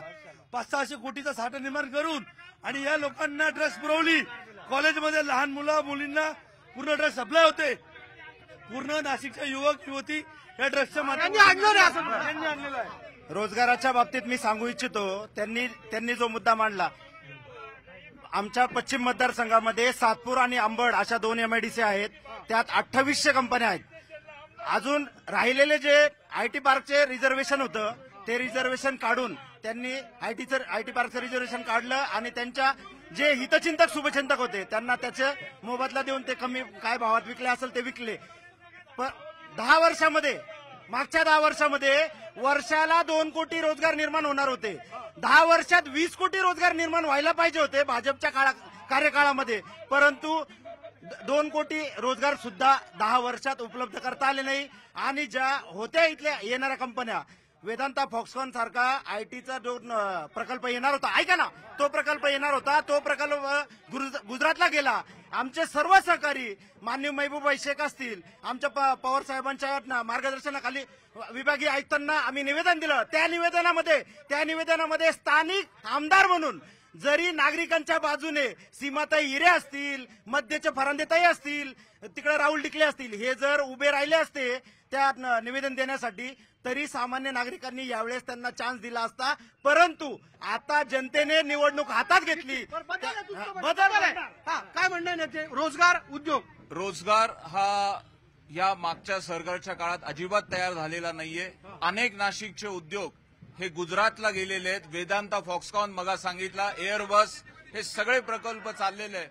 आणि एकंदरीत रोजगारासाठी या मुलांना नाशिकमधल्या जे काही ग्रॅज्युएट आहे यांना अक्षरशः बेंगलोर, पुण्याला जावं लागतंय. त्यामुळे इथे रोजगार हा निर्माणच झालेला नाही. मागे HAL असो किंवा मायको अशा कंपन्या असो, ह्या मागच्या काँग्रेसच्या काळात इथे आलेल्या कंपन्या, याच्या व्यतिरिक्त गेल्या काही वर्षात अजिबात अशा इथे कंपन्या आलेल्या नाहीये. आणि एक प्रकारचा मोठा असा बेरोजगार युवक या सरकारच्या काळात तयार झालेला. तुम्हाला रोजगारावर काय बोलायचं? सर, बेरोजगारीचा प्रश्न तर अतिशय गंभीर आहे, याच्यावरती सर्वजण चर्चा करतातच आहे. पण त्याचसोबत बेरोजगारी बरोबर महिलांचे जे समस्या आहेत, त्याच्यानंतर वाढती गुन्हेगारी आहे, कायदा सुव्यवस्थेचा प्रश्न आहे. रस्त्यामध्ये तुम्ही बघितलं असेल, पावसाळ्यामध्ये प्रचंड खड्डे पडलेले होते. आणि इथे आपले तीन हे सरकारमधले आमदार असताना इथे कोणत्याही प्रकारचे विकास कामं असे त्यांनी ठोस केलेले नाहीये. रस्त्यावरची खड्ड्यांमुळे प्रचंड असे लोकांचे प्राण पण गमवावे लागलेले, काही अपंगत्व आलेले आहे. सर, बेरोजगारीत आहेत, पण इतर याच्यामध्ये सुद्धा गांभीर्याने ह्या तिन्ही आमदारांनी कोणत्याही प्रकारचे ठोस पावलं उचललेले नाहीये. त्यामुळे आपलं नाशिक हे तीर्थक्षेत्रात आपण आणि औद्योगिक क्षेत्रात आपण मागे गेलेलो आहे. याच्यावरती आता बदल घडलाच पाहिजे. ठीक आहे, चला. आयटी पार्कचा जो ड्रग्ज आणि आयटी पार्क, मी पुढला मुद्दा पाहिलं, हे जे वारंवार विरोधक मुद्दा होतात आहे ड्रग्सचा, तर ड्रग्सच्या प्रकरणामध्ये आमच्या भारतीय जनता पक्षाचे मध्य नाशिकचे आमदार देवयानी फरांदे हे गेल्या 3 वर्षापासून प्रश्न उपस्थित करत आहे. यांचे अनेक 2 वर्षापासून तुम्हाला भाषण बघायला मिळतील विधानसभेत आहे की देवयानी कशा प्रकारे ड्रग्सच्या प्रकरणामध्ये स्वतः लक्ष घालत आहे. आणि ही जी रेड झाली, या रेडमध्ये सुद्धा देवेंद्रजींनी पाठपुरावा करून ती रेड पाडून आणली आणि ड्रग्स प्रकरण उघडं केलं. हा आमच्या भाजपचा अजेंडा आहे की आम्ही गुन्हेगारांना सहन करणार नाही. कंपनी तुम्ही आणला नाही. हा, आयटी पार्क बद्दल विचारतोय. आयटी पार्क हे बघा, मी स्वतः हे उद्योजक आहे. उद्योजक संघटनेचा महाराष्ट्राचा प्रमुख आहे. यातल्या एकानी उद्योग सांगावा मला आयटीचं युनिट इथं टाकायचंय, मी त्याला सगळ्या फॅसिलिटी द्यायला तयार आहे. आरोप आहे तुम्ही जागा रिझर्व्ह जागा. नाशिकला 350 आयटी उद्योग इथे आहेत, ते अत्यंत चांगल्या स्थितीत आहेत. आयटी पार्कची जागा ही शासनाची कधीच नव्हती. तो पीपीपीवर करण्याचा विषय अजूनही चालू आहे. पीपीपीवर चालू आहे.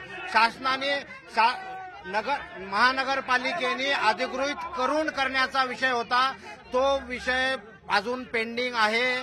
तो विषय, ती जी जागा आहे आडगावची जी म्हणतात आहेत, ती जागा प्रायव्हेट लँड ओनरचीच आहे. आजपर्यंत पुण्यातला आयटी पार्क घ्या, बेंगलोरचा घ्या, कुठलाही घ्या, हा आयटी पार्क प्रायव्हेट जागांवर प्रायव्हेट कंपन्यांनीच केलेला आहे. कुठलाही वाद नाही. आयटी पार्क 100% इथे होणार. आणि पंतप्रधानांनी सुद्धा परवा दिवशीच्या सभेमध्ये सांगितलंय की आयटी पार्कमुळे या ठिकाणी अनेक नवीन रोजगार निर्माण होणार आहेत आणि आम्ही ते करू, हे नक्की आहे. हे यांच्या ज्या कंपन्यांचा विषय आहे ना, आता हे म्हटले आयटी पार्क येणार आहे. ही राजूरची एमआयडीसी किती दिवसापासून म्हणताय राजूरला एमआयडीसी येणार, राजूरला येणार. इथं एक एमआयडीसीचं म्हटले अर्ध्याच्या वर प्लॉट यांनी विकून टाकले. यांनी सांगावं ते प्लॉट कोणत्या कंपन्यांना गेले. यांचे जे पर्सनल रिलेशन आहे त्या पर्सनल रिलेशन यांनी सगळ्या गोष्टी वाटून दिल्या आहेत. मुद्दा लक्षात आला. मला ब्रेक घ्यायचा आहे. काय म्हणणं ताई? म्हणायचंय मला एक म्हणायचंय की या बीजेपी सरकारमध्ये महिला भगिनी सुरक्षित आहे का? नाशिक शहर मेडिकल हब म्हणून डेव्हलप होतंय का? पण त्या सगळ्या ह्याच्यात सन्माननीय 4ही आमदारांचा किती वाटा आहे बोला. आरोग्य खरं तर आरोग्यामध्ये डॉक्टरांची संख्या वाढावी या महाराष्ट्राचा सरकारचा जो हेतू आहे त्याप्रमाणे या ठिकाणी नवीन मेडिकल कॉलेज सुद्धा मागच्या वर्षी सुरू झालेलं आहे. आरोग्याच्या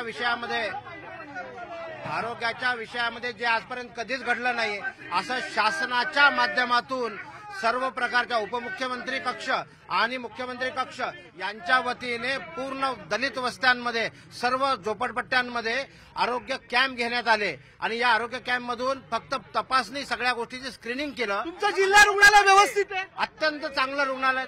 इतर सगळ्या गोष्टी व्यवस्थित आहेत. हे बघा असं आहे, मागच्या 70 वर्षामध्ये जे काही सरकार येत गेले त्यांनी जी सवय लावलेली आहे ती सवय काही प्रमाणामध्ये तिथे आहेच, परंतु आमचा पूर्ण प्रयत्न आहे की या सगळ्या आरोग्य व्यवस्थेमध्ये अत्यंत चांगल्या प्रकारची सुधारणा आणण्याचं महायुती सरकार सगळा प्रयत्न करत आहे.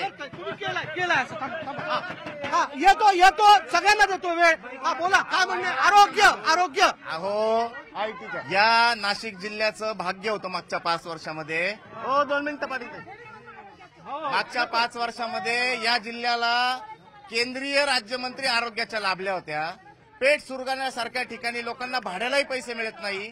ते लोक नाशिक सिव्हिल हॉस्पिटलला येऊ शकत नव्हते आणि त्या राज्यमंत्र्यांनी किमान त्या आदिवासी तालुक्यामध्ये तर एखादं हॉस्पिटल उभारायचं होतं. काय केलं त्यांनी? केंद्रीय आरोग्य मंत्र्याचं काम आहे भारतामध्ये आरोग्य व्यवस्था सुधारणे. काय केलं त्यांनी? इतक्या मोठ्या पराभवाला त्यांना सामोरं जावं लागलं. काही एकही आरोग्याचा प्रोजेक्ट आणला नाही. हे जे सांगताय कॅम्प, कसले कॅम्प घेतले यांनी? आरोग्याचे कॅम्प म्हणजे ही आरोग्याची व्यवस्था असते का? हे सरकारचं काम असतं का? काम असतं का सरकारचं?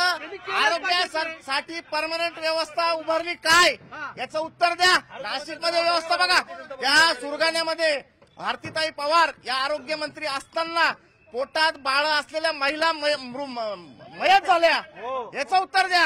आणि काय व्यवस्था केली तुम्ही? महिलांना विचारू. ताई सांगा, आरोग्याबद्दल काय व्यवस्था आहे सांगा. काहीच व्यवस्था नाहीये. अनेक ठिकाणी धूळ खात पडलेले आहे. मशिनरी वगैरे नाही, गॅस नाही, काय नाही. लोक असे मरून गेलेले आहे. काही ठिकाणी अनेक ठिकाणी दुरावस्था झालेली आहे. महिलांवर होतात अत्याचार. लहान मुलींवर तर नाशिकमध्ये एवढा अत्याचार झाले. कितीतरी मुलींचे बलात्कार झाले. यांना हे सरकार झोपलेलं आहे का? यांना दिसतंय का काही? आणि महिलांचा विषय तुम्ही जीएसटीतूनच आम्हाला पैसे देतात. कशासाठी सांगता? लाडकी बहीण एवढे दिवस लाडकी बहीण नव्हती का? शेतकऱ्यांचे प्रश्न आहे. आरोग्याचा विषय. आरोग्य केवळ नाशिकच नाही, महाराष्ट्रच नाही तर पूर्ण भारताला अत्यंत धोक्यात नेण्याचं काम हे या नरेंद्र मोदी सरकारने केलेले. जवळपास 52 औषधांच्या ज्या क्लिनिकल ट्रायल्स आहे त्या पास न होता सुद्धा हे औषधं सामान्य माणसाला देण्यात आलेली आहे. एक प्रकारचा हा सर्व नागरिकांचा, सर्व भारतवासियांचा एक प्रकारे आरोग्य, एक प्रकारे नुकसान करण्याचं काम, त्यांचं आरोग्य धोक्यात नेण्याचं काम हे नरेंद्र मोदी सरकारने केलेलं आहे. याच्याबद्दल त्यांचं काही म्हणणं नाही. आरोग्य व्यवस्था, नाशिक शहरातली आरोग्य व्यवस्था सुस्थितीत आहे. रुग्णांना वेळेवर व्यवस्थित उपचार मिळतात, खाटा उपलब्ध आहेत, मशिनरी सुरू आहेत, सिटी स्कॅन मशीन असेल, एक्सरे असेल, सगळं सुरू व्यवस्थित नाही. हे सर्व आरोग्य व्यवस्था ही सर्व ढासळलेली आहे. नाशिक जिल्हा रुग्णालयात जर आपण जाऊन बघितलं तर आपला कॅमेरा घेऊन गेले तर तिथं काय परिस्थिती आहे ही संपूर्ण महाराष्ट्राला तुम्ही दाखवू इच्छिता. तिथे खाटांची व्यवस्था अपुरी आहे. जे भरती करायला पाहिजे होती, जे डॉक्टर पाहिजे होते त्या प्रमाणात त्यांनी भरती केली नाही. मागील 10 वर्षाच्या कार्यकाळामध्ये कुठली भरती झाली हे त्यांनी सांगावं. 10 वर्षाच्या काळात भरती झालेली नाही. परिचारिका कमी आहेत. ऐका ना, परिचारिका कमी आहेत, परिचर कमी आहेत आणि परिचर कमी आहेत. ज्या आशा सेविका वगैरे हे जे आहेत ह्या देखील यांचं वेतन देखील ते देऊ शकत नाही असं त्यांचं सरकार आहे. त्यामुळे भविष्य काळामध्ये महाराष्ट्रामध्ये महाविकास आघाडीचं सरकार येणार. पुन्हा एकदा महाराष्ट्र हा देशामध्ये नंबर 1च्या ठिकाणावरतीच आहे. मतदार ठरवतील. सर, नाशिकच्या मध्ये मी सांगू इच्छितो 35 जिल्ह्यामध्ये नाशिकचं आरोग्याच्या बाबत आपला नंदुरबारच्या वरती फक्त नंबर लागतो. ही नाशिक जिल्ह्याची अवस्था आहे. देशाच्या आरोग्य राज्यमंत्रीचा या नाशिक जिल्ह्यामध्ये पराभव झाला. हे या भाजपमध्ये त्याचं आत्मचिंतन केलं पाहिजे. या नाशिकमध्ये आरोग्यवर्धनीचे दवाखाने सुरू झाले. त्या ठिकाणी फक्त बिल्डिंगा ताब्यात घेण्याकरता पैसे घेतले. 70% जागा ह्या रिक्त आहेत. डॉक्टर नाहीत, नर्स नाहीत, कर्मचारी नाहीत. कंत्राटी पद्धतीने कर्मचारी भरून 50% कमिशन खाण्याचं काम या ठिकाणी सुरू आहे. सिव्हिल हॉस्पिटलमध्ये स्वच्छता नाही. जे कंत्राटदार आहेत ते सुद्धा भारतीय जनता पक्षाचे बगलबच्चे आहेत आणि महायुतीचे बगलबच्चे आरोग्य विभागामध्ये कर्मचारी जे काम करतात कंत्राटी पद्धतीने त्यांचं शोषण करतायत. 16,000 रुपये जर पगार असेल सफाई कामगाराला फक्त 12,000 रुपये फक्त दिले जातात. 6,000 रुपये खाण्याचं पाप करतायत. आरोग्य विभाग हा कंत्राटदारांनी पूर्णतः खाऊन टाकलेला आहे. आरोग्य विभागामध्ये महिलांच्या डिलिव्हरीचं प्रमाण सरकारी दवाखान्यामध्ये डिलिव्हरीचं प्रमाण हे कमी होतंय कारण डॉक्टर त्या ठिकाणी नाहीत. त्या ठिकाणी महिलांचं दवाखान्याचं प्रमाण जे आहे त्यांचं ते कमी होतंय आणि त्याचप्रमाणे जे आरोग्य कंत्राटी पद्धतीने काम करतात कर्मचारी त्या कर्मचाऱ्यांना त्या आशा असतील गटप्रवर्तक असतील कंत्राटी नर्स आहेत त्यांना किमान वेतन देत नाही याचा आम्हाला विचार करायला पाहिजे. आरोग्य विज्ञान विद्यापीठामध्ये 300 कर्मचारी काढून टाकले. जे नाशिकचे सगळे तरुण होते 6,000 रुपये पगारवर काम करणारे होते त्यांची केस अजूनही चालू आहे. आणि त्या काळात गिरीश महाजनांनी हे 300 कर्मचारी काढून टाकले आणि स्वतःच्या जिल्ह्यातले लोक इथं नोकरीला आणायला लावले आणि त्यांच्याकडनं कमिशन खाल्लेले. आजही जाऊन आरोग्य विद्यापीठात जाऊन चौकशी करा आणि कोर्टात केस आरोग्य मुद्देसूद बोलतो. आरोग्याचा प्रश्न जर तुम्ही विचारत असाल तर तुम्हाला सांगतो या नाशिकमध्ये असं एकही शासकीय हॉस्पिटल नाही की जिथे सर्वसामान्य गोरगरीब कष्टकरी माणूस हा ट्रीटमेंट घेऊ शकतो. हा सगळ्यात महत्वाचा मुद्दा. आणि बाकीचे जे काही गव्हर्नमेंटच्या व्यतिरिक्त जे प्रायव्हेट हॉस्पिटल आहे तिथले जे बिलं आहेत ते बिलं सर्वसामान्यांना परवडण्याच्या पलीकडचे आहेत. कोविडमध्ये तुम्ही बघा 10 ते 12 लाख 15 लाख 20 लाख असे बिलं होत होते. आज तुम्ही कुठलंही गव्हर्नमेंट हॉस्पिटल घ्या कोणाला काय आजार झाला त्या गव्हर्नमेंट हॉस्पिटलवर ट्रीटमेंट घेऊच शकत नाही जगूच शकत नाही तो. आरोग्य काय झालं आरोग्याच्या दृष्टीने एक गोष्ट जर बघितली तर या साईडला आपण बीजेपीला विचारू यांनी 50 वर्षात काही केलं का. कॅमेरा 1 मिनिट तिकडे घ्या चालू मध्येच सगळं विचारतो. नाही केलं. यांनी काही केलं का तर नाही केलं. आता दुसरा विषय आरोग्य व्यवस्थेला फक्त बदनाम करू नका. नाशिकचे doctor one of the best doctors आहे पूर्ण महाराष्ट्रामध्ये. पण तो विषय काय या सगळ्यांच्या प्रायव्हेट हॉस्पिटलच्या बिचाऱ्यांचे त्यांनी फक्त काय करावं त्यांनी फक्त गल्ले भरावं. सगळे बिल्डर लॉबी जे आहे त्या सगळ्या बिल्डर लॉबीने मिळून इथे मोठमोठे हॉस्पिटल उभारले. त्याच्यात डॉक्टर लोक कामाला ठेवले. डॉक्टर फक्त पगारी आहे. त्या बिचाऱ्यांना फक्त पगाराचा पैसे मिळतात आणि बदनाम फक्त कोण होतो प्रायव्हेट हॉस्पिटलमध्ये तो डॉक्टर होतो. अहो बदनाम हे सरकार झाले पाहिजे नेते झाले पाहिजे ज्यांनी हे हॉस्पिटल उभारले. ज्या गरीबाला पाहिजे सेवा त्याला तुम्ही पाठवता प्रायव्हेट हॉस्पिटलला. ज्याचा बिचाराचा पगार 10,000 आहे त्याला एखादं ऑपरेशन करायचं आहे लाख 2 लाख 10 लाख लागणार आहे. जेव्हा डॉक्युमेंट लागतात डॉक्युमेंट तर हे 100 चक्कर मारायला लावता. यांच्या ऑफिसला चक्कर मारायला लावता. आमदार सांगतो माझी सही घे मग तो अधिकारी सही करतो का तर यांच्या आमदारकीच्या ऑफिसला गेले नाही तर पुढच्या वेळेस तुला मदत केली होती हे कसं दाखवायचं. मला आधी बोलायला नाही मिळालं पण बाई माझं कंबरड मोडलं. तुम्ही द्वारका ते शालीमार पर्यंत या रस्त्याला किती खड्डे 300 कोटीचे तुमचे कामाचं तुम्ही मंजूर करून घेता आणि 3 कोटीचे पॅचअप करतात. तात्पुरते तुम्ही दगड हे करता. त्यांच्याकडे का तुम्ही हो मी शिवसेनेची उभाटाची. तुम्ही तिकडून असायला पाहिजे. मला तिथे जागा नाही. एक मिनिट मला तिथे बोलायला जागा नाही मिळाली म्हणून मी इथे येऊन उभी राहिली. आज तरुण मला एक सांगा 1 मिनिट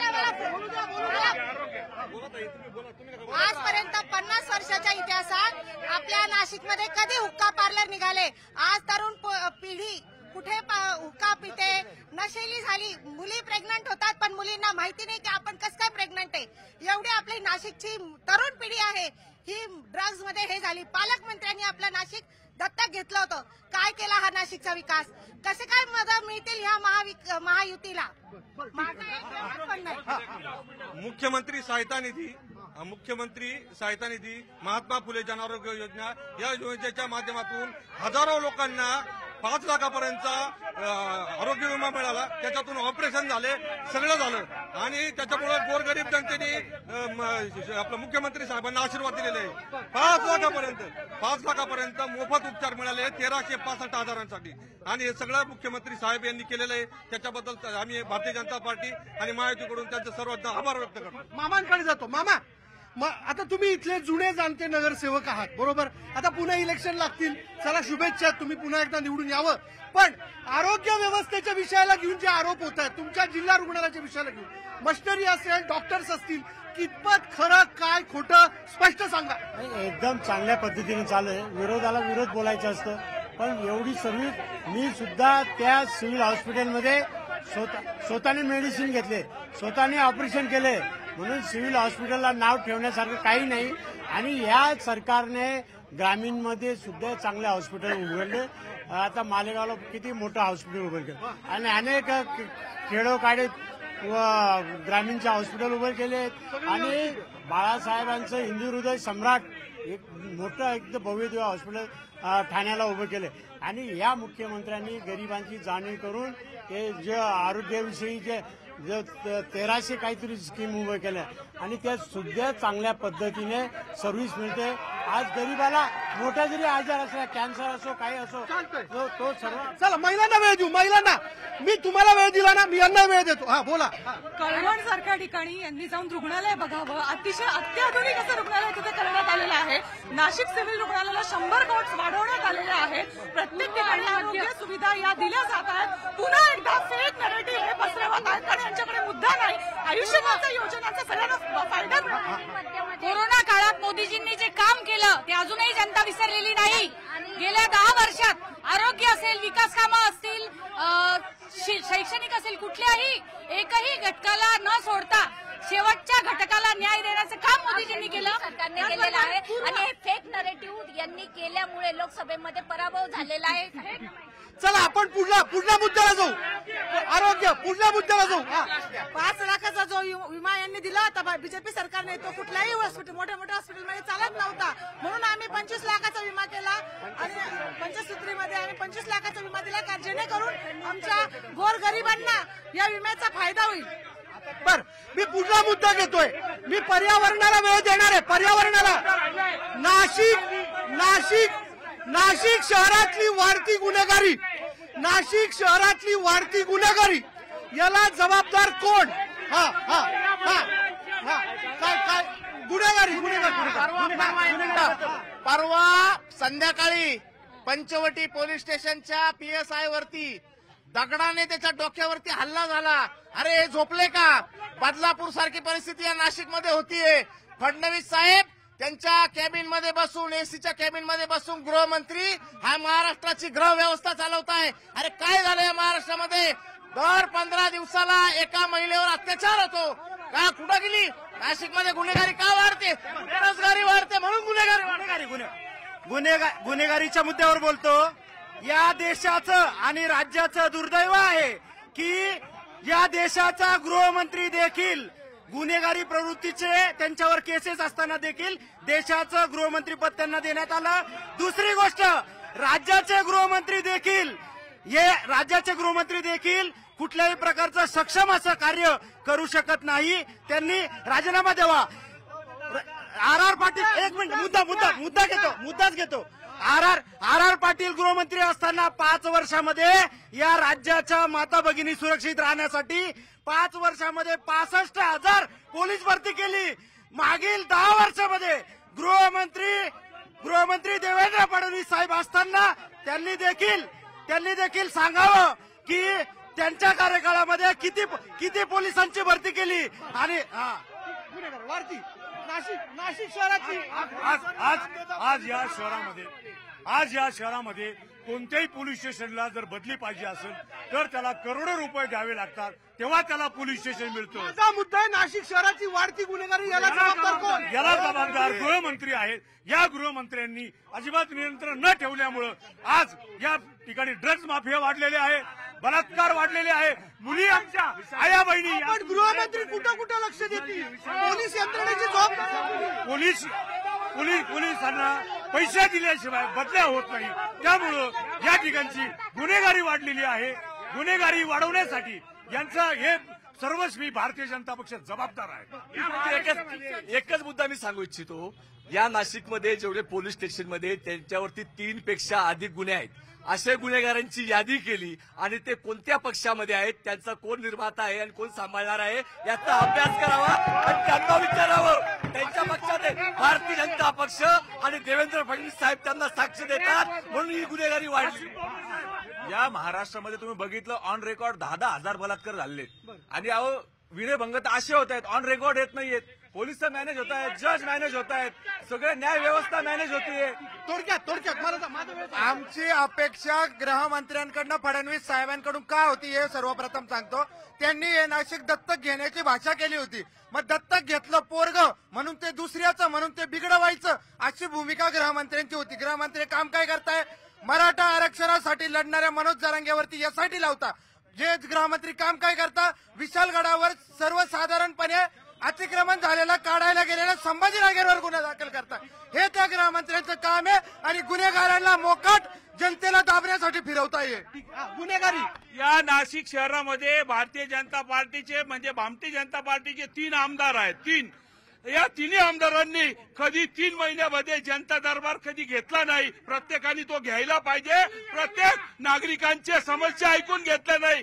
या प्रशासनावर गृह विभागावर प्रचंड दबाव आहे आणि नाशिकमध्ये विरोधी पक्ष लोकांना खोटे गुन्हे दाखल करायचे, दबाव आणायचा आणि यांनी आपलं स्वतःचं राजकारण करायचं. या महाराष्ट्रामध्ये जर जातीवाद कोणी केला असेल या भ्रष्ट नीतिमूल्य विकलेली भारतीय जनता पार्टीने जातीवाद. नाशिकमध्ये आपण निवडणूक आयोगाकडे जो अर्ज सादर करतो त्या अर्जामध्ये सीमाताई हिरे यांच्यावर किती गुन्हे आहेत आणि त्यांच्या विरोधातले उमेदवार आहेत यांच्यावर किती गुन्हे आहेत बघा तुम्ही. 22 गुन्हेगार असलेले 22 गुन्हे ज्यांच्यावर आहेत ते आज आमच्या विरोधात उभे आहेत. अंतिम उत्तर देऊन टाका. वाढती गुन्हेगारी खरं तर यांचं गुन्हेगारी या विषयावर पोट का दुखतंय याचं मूळ कारण हे आहे की देवेंद्र फडणवीसांनी सगळ्यांच्या नाड्या आवळलेल्या आहेत. यांचे गुन्हेगारीची दुकानं बंद होत आहेत म्हणून यांचा पोटशूळ वाढलेला आहे आणि त्यांची पिलावळ आता घरात बसण्याची वेळ आली आहे. 35 मोका लावून 35 तडीपार केलेला आहे. यांच्या घरातले उमेदवाराच्या घरातले लोक मोक्यामध्ये अटक आहेत. अशी परिस्थिती असताना काय बोलायचं? अंतिम मला त्यांना वेळ द्यायचा आहे. माझा या बीजेपी वाल्यांना प्रश्न आहे की ज्या वेळेस यांच्या सत्ताधारी पक्षाचे आमदार नितेश राणे भर याच्यात बोलता की पोलिसांबद्दल अपशब्द काढता, त्यांच्या पत्नीबद्दल अपशब्द काढता आणि म्हणता आमचा बॉस सागर बंगल्यावर बसलाय, याच्यावरून गृह खातं काय करतं हे सामान्य माणसाला हे कोणाला प्रोटेक्ट करतं हे समजतं. ठीक आहे. मराठा आरक्षण आता मराठा आरक्षण हा मराठा आरक्षणाबद्दल आपण जाणून घेऊ. बोला काय म्हणणं आहे तुमचं? आमचं एकच म्हणणं आहे छत्रपती संभाजीराजे 2007 पासून मराठा आरक्षणासाठी गोरगरिबाला आरक्षण मिळावं म्हणून बाहेर निघाले. त्यानंतर मनोज दादा जरांगेंचं ज्यावेळेस अंतरवली सराटी इथे हल्ला झाला यांच्याच पोलिसांनी घडवून आणला, ठरवून घडवून आणला. अंतरवली सराटीमध्ये हल्ला झाला त्याला व्याप्ती मिळाली. छत्रपती संभाजीराजेंनी ताकद दिली. एक मराठा आरक्षणाचा लढा महाराष्ट्रभर उभा राहिला. त्यानंतर सगळ्यांनी पाठबळ दिलं. महाविकास आघाडीने दिला. आरक्षणाचा आक्रोश कोणाच्या पाठीमागे? एकच आहे. महाविकास आघाडीचं त्यावेळेस म्हणणं होतं आरक्षण भेटलं पाहिजे. बीजेपीने म्हटलं आम्ही द्यायला कुठं नाही म्हणतो. तुम्ही नवी मुंबईत आम्हाला मराठ्यांना गोळा केला, गुलाल लावला आणि काय केलं त्या आरक्षणाचा पुढं. आज हे एक मराठा म्हणल्यावर घोषणा सुद्धा देत नाही. तुमचा पाठिंबा कोणाला? आम्ही मनोज दादा जरांगेंबरोबर आहोत, मनोज दादांबरोबर राहणार. यांनी सगळ्यांनी सांगावं आरक्षणाबद्दल दोघांचं मत काय, मनोज दादांच्या भूमिका. चला तुमचं काय मत आहे आरक्षणाबद्दलचं मत? आमचे नेते देवेंद्रजी फडणवीस बोलले होते की आज पण लिहून घ्यावं महाविकास आघाडीचं सरकार आल्यावर ते मराठा आरक्षण देतील. त्यांनी लिहून द्यावं. आम्ही आरक्षण दिलं होतं, हायकोर्टात टिकवलं होतं. महाविकास आघाडीच्या काळात ते सुप्रीम कोर्टात रद्द. चला आरक्षण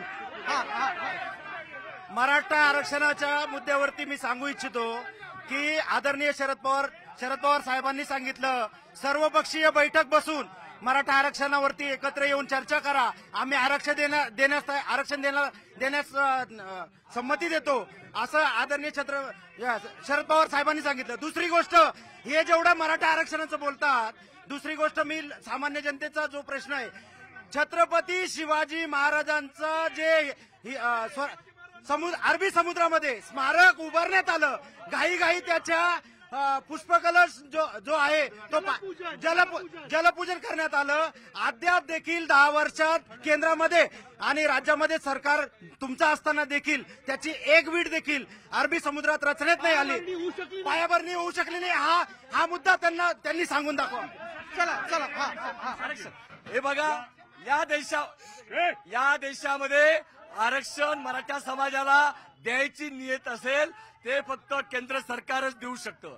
परंतु जाणीवपूर्वक द्यायचे नाही म्हणून टाइमपास करण्याचं काम केलंय. तरुणांच्या जीवाशी मराठा समाजाच्या तरुणांचे जीव यांनी घेतलेले आहेत. जोपर्यंत जात न्याय जनगणना होत नाही, जात न्याय जनगणना करून जोपर्यंत समाजाची खरी परिस्थिती येत नाही, त्याशिवाय 50% मर्यादा वाढवल्याशिवाय मराठा समाजाला आरक्षण मिळू शकत नाही. आणि ते काम संसदेमध्ये करावं लागणार, ते झालं पाहिजे. मी आता इतरही प्रश्नांना वेळ देतो. इतर प्रश्न, पर्यावरण साहेब बघा, आत्ताच्या ह्याच परिस्थितीमध्ये दोन्ही बाजूचं हे वातावरण आहे. नाशिकचं पण वातावरण तापलेलं आहे आणि या नाशिकचं वातावरण जे तापलंय, या पर्यावरणाचा समतोल दोन्ही पक्षांना किंवा इतर पक्षांच्या लोकप्रतिनिधींना ठेवता आलेलं नाही. गोदावरीची जी अवस्था जर आपण बघितली तर ज्या गोदावरीला नैसर्गिकरित्या व्हायचं होतं ते न वाहता सिमेंट कॉन्क्रीटची जी नदी आहे ती आपण बघतोय, तिच्या उपनद्या आहे, नैसर्गिक नाले आहे, हे सर्व मारून टाकले गेलेले. आणि जोपर्यंत या नाशिकमध्ये पर्यावरण व्यवस्थित राहत नाही तोपर्यंत या नाशिकचं वातावरण असंच तापलेलं राहील. जर नाशिकचं वातावरण तुम्हाला चांगलं करायचं असेल तर निश्चित तुम्ही पर्यावरणाकडे लक्ष दिलं पाहिजे. सिमेंट कॉन्क्रीटचं जंगल करण्यापेक्षा तुम्ही हे झाडांचं जंगल केलं तर या नाशिकचं पर्यावरण व्यवस्थित राहणार. गेल्या 15 वर्षापासून आम्ही नदी प्रदूषण या विषयावर भांडतोय, पण कुठलाही लोकप्रतिनिधी आमच्या सपोर्टला येत नाही. आम्ही न्यायालयाच्या माध्यमातून सातत्याने नदी प्रदूषण हा विषय मांडतोय. यांना विकास कसला पाहिजे, फक्त सिमेंट कॉन्क्रीटचा. आणि जे नद्या आहेत, नद्यामध्ये कॉन्क्रीट ओतणं, झाडं तोडणं, तुमचे डोंगर फोडणं, हे यांच्यामध्ये विकासाचं मॉडेल आहे. हे आपल्याला मान्य नाही. पर्यावरणाचा समतोल राखून पर्यावरणाचा ऱ्हास न होता निसर्गाचा कसा समतोल राहील यासाठी आमचा प्रयत्न. ठीक आहे. बॉटनिकल गार्डन आणि गोदावरी पार्क सारखा राजसाहेबांनी आणलेला प्रोजेक्ट सत्ताधाऱ्यांना टिकवता आला नाही याची खंत वाटते. आणि खूप चांगले चांगले प्रोजेक्ट इथे होते पण यांना टिकवता आले नाही. आज नद्या नमामि गोदा प्रोजेक्टची घोषणा भारतीय जनता पार्टीने गेल्या अनेक वर्षांपासून केली, परंतु प्रत्यक्षात आपल्या गोदावरीसाठी बारमाही निर्मळ होण्यासाठी कुठलीही प्रक्रिया यांच्याकडे राबवली गेली नाही. परंतु सेवेज इतके मोठे मोठे याच्यात घातले गेले की ती नदी गटारे ही परिस्थिती आज याच्यामुळे झालेली आहे. आणि आरोग्य त्यामुळे संपूर्ण शेत्या आमच्या सगळ्या शेतामध्ये रासायनिक प्रक्रिया व्हायला लागली आणि आरोग्य धोका द्यायला लागलेले. मुद्दा मी ऐकून घेतला. लोकप्रतिनिधी तो सोडवावा. ताई, तुम्हाला काय बोलायचं होतं? मला एक बोलायचं होतं का हे सगळं आता पर्यावरणाचा विषय बरोबर आहे.